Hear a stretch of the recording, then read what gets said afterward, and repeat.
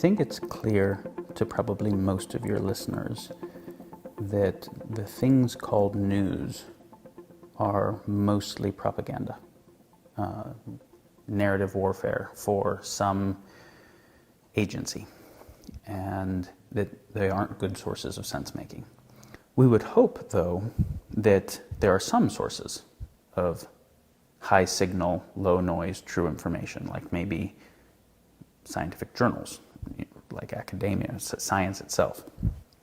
I hoped this a long time ago, and I had the continuous kind of disappointment. I started being like, okay, I can't trust news to be true, because news is narrative warfare. I can't trust science without actually really looking at what was the methodology employed, how was it funded, what were the axioms that the team was using, what were the logical transforms, am I seeing all of their data or the cherry-picked data? And as I started to kind of unfold to say, where are the high signal, low noise sources that I can offload some of the cognitive complexity of making sense of the world to, the answer is really sad, right? I don't know any sources that are very high signal and low noise across lots of areas. So then we start being like, well, why is that? And what would it take to fix that? What would it take to make a world that had an intact information ecology? Well, that requires understanding why the current information ecology is as broken as it is. And we're starting to touch on a couple things here, but this goes deep. And how do we make good choices if we don't have good sense-making? Well, obviously we can't. But due to increasing technological capacity, right? Increasing population multiplied by increasing impact per person, we're making more and more consequential choices with worse and worse sense-making to inform those choices, which is kind of running increasingly fast through the woods, increasingly blind, right? And so I think many of the people that you've had on Rebel Wisdom have been in a deep inquiry around how do we actually fix our own sense-making. And it's some of what has brought us to have conversations with each other, because a part of how we work with our own sense-making is we recognize the cognitive complexity of issues that the world faces is more than a single person can process, a single brain that can't actually hold that cognitive complexity. So it requires collective intelligence and collective sense-making. But I can't just offload the cognitive complexity to some authority, because I can't trust that they're actually doing good sense-making. Maybe they're doing good sense-making within a very limited context, but then the application of that outside of the context is different, and maybe there's even distortions within their context. So I have to try and find other people that are also really endeavoring to sense-make well, which means they have to understand what causes failures in sense-making. And then we have to see, can we create relationships with each other that remove the distortion basis that is normally there? So I think from what I have seen of Rebel Wisdom, this is probably the strange attractor of what is bringing everybody to watch it, is people who are trying to make sense of the world better themselves and are trying to find sources of content of other people that have been trying to make sense of it well, which is what I'm excited about. And so those are just some opening thoughts. And yeah, I look forward to getting into why we have as broken an information ecology as we have, and what it would take to correct that at scale, and how we can make sense of the world even in the broken information ecology now in terms of practical processes. I've never actually shared publicly these types of frameworks before, so this feels fun and exciting, and I hope that it's useful. As I've been trying to make sense of the world, making sense of why sense-making is so hard is pretty central. There's a famous quote, I think attributed to Einstein, make things as simple as possible but not simpler. As simple as possible, really the goal is as clear as possible, right? But simpler would mean it's wrong, like it's not accurate anymore. If you're going to have to face this doing media work, there will be pressures on you to say, hey, people can't pay attention to more than sound bites. You got to make it 5-minute chunks. The word size is too big. Make it for an 8th grade level, right? Which is saying people are dumb, so spoon feed them stuff that dumb people can handle. Which, to the degree you do that and it's successful, will keep people dumb. But that's what, like, those are the pressures in anyone doing broadcast, even for a hopefully good intention, right? And if we want people to actually be able to make sense of the world well,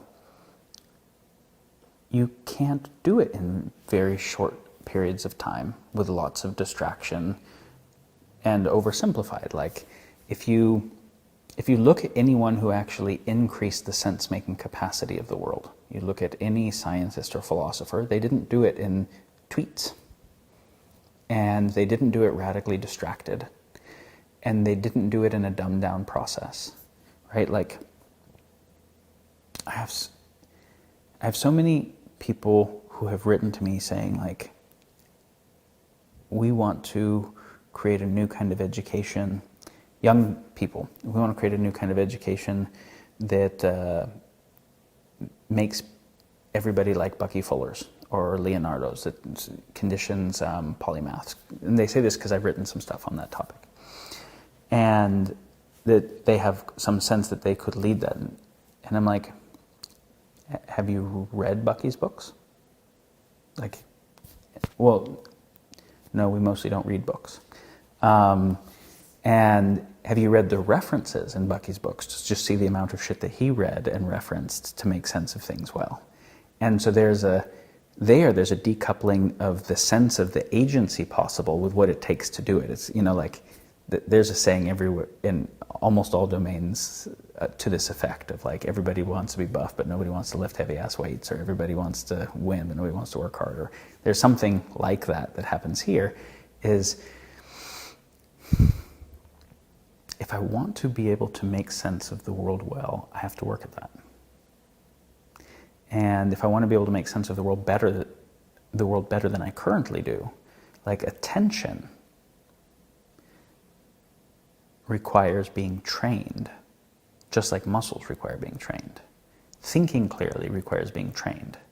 And anytime there's a hormetic process. Hormesis is the principle by which you stress an adaptive system to increase its adaptive capacity. So I have to stress a muscle to get the muscle to grow. If I'm lifting an amount of weight that's super easy, there's no input that says the muscle needs to be bigger. And there's a cost to getting bigger, right? So it's only going to go through that cost if it's being stressed.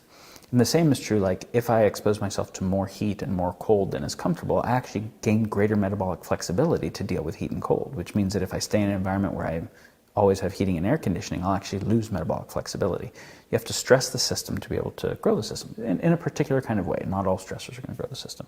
But this is definitely true cognitively, which means if I keep paying attention to hypernormal stimuli that are moving quickly, so I get the stimuli of lots of novelty, I'm going to be decreasing my attention. But if I want to have any kind of nuanced view, I have to be able to hold multiple partial views in working memory.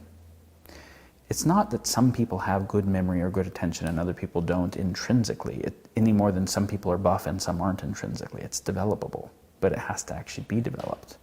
So the impulse to say, hey, make it really simple so everybody can get it, and the impulse to say, help people actually make sense of the world well are different things. Now, some people will make stuff technical seeming intentionally to obscure it as a power game, right? So that to encourage others to defer their sense making to them. I understand this complex shit, you're not going to be able to understand this, so defer authority to me. We want to do something. If we actually want to empower people, I don't want them to defer their sense-making to me. But I also don't want them to do lazy, shitty sense-making or defer it to anyone else, which means I want them to grow the quality of their own sense-making, which means to grow the depth of their care, right? Anti-nihilism, to grow the depth of their care, to grow the depth of their earnestness, their own self-reflexiveness, to pay attention to their biases and where their sloppiness in thinking, their own skills and capacity. I want them to grow their attention span and both the clarity of their logic and the clarity of their intuition, and the noticing when something's coming from intuition or logic and how to relate those, like all of those things. But that's actually what increasing sovereignty means. So information ecology is that there's a whole ecosystem of information, right? Like we have information coming in from marketing, we have information coming in from government sources, from campaigning, from just what our neighbors tell us and our friends tell us, from social media, and we use information to make sense of the world, to make choices that are aligned with whatever our goals are and our values and what's meaningful to us.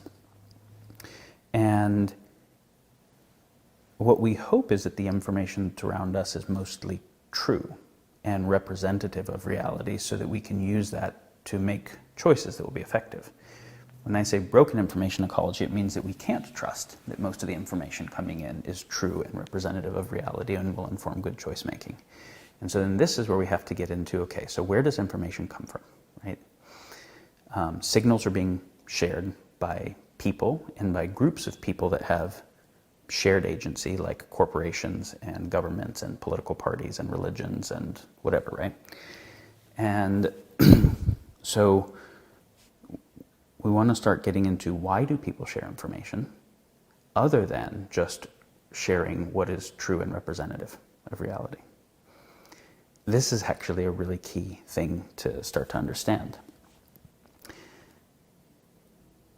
So maybe I'll actually define something that I was just referencing, which is the difference between true and truthful.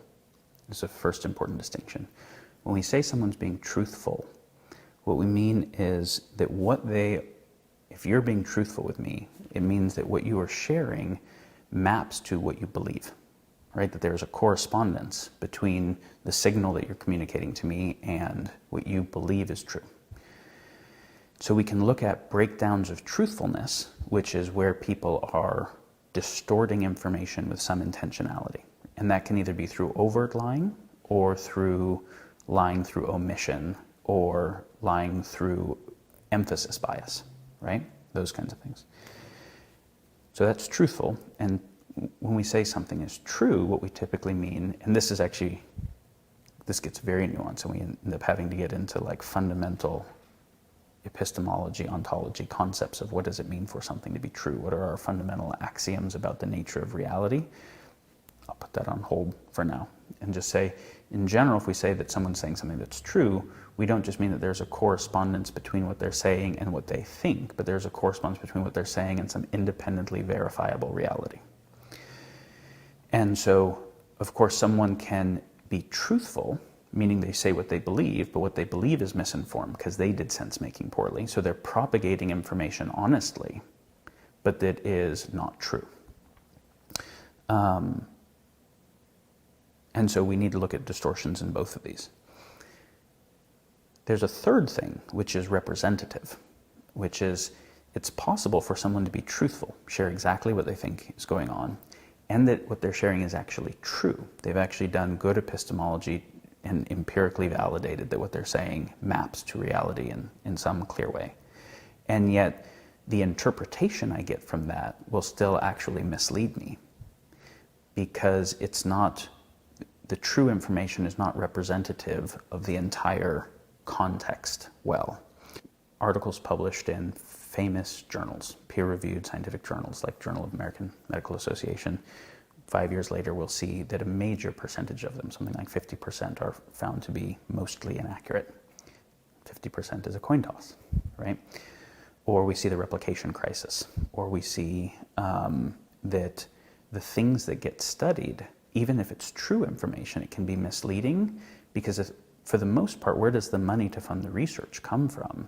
It's going to come within capitalism mostly, where there's some ROI on the research, and so some areas have more ROI than others. So even a bunch of true information, but that is weighted towards certain parts of the information ecology over others, create misrepresentation through preponderance of information, right? So even a bunch of true information can create distortion. So then you start to say, oh, okay, so the essence of science within the philosophy of science, the essence of it is earnestness of inquiry, right? It's empiricism, but then earnestness of inquiry. Eddington defined science as the earnest endeavor to put into order the facts of experience. And the essence of capitalism is, so you can say the essence of science is no bias, right? At least the idea, the spirit of it. We can get into where even the philosophy of science has built-in axiomatic bias later. But then in capitalism, it is about optimizing for bias, right? Like I actually have an agency that I'm trying to get ahead. I have intention to increase my balance sheet. And so if there's capital funding of science, it's going to fund the things that create ROI on that research so we can keep doing more research. That creates both a reason to distort the info and a reason to withhold information that is a source of competitive advantage, a reason to create disinfo to other competitors, and to at least wait. Of course, in biotech, if I can get a patent on a synthetic molecule and I can't get a patent on a natural molecule, a lot more money is going to go into synthetic molecules than natural. And then we look at it and say, well, there's not that many phase 3 clinical trials on herbs and there are on pharma meds, so the pharma meds must be more accurate. No, this is even true information. Preponderance of data is going to create problems, right?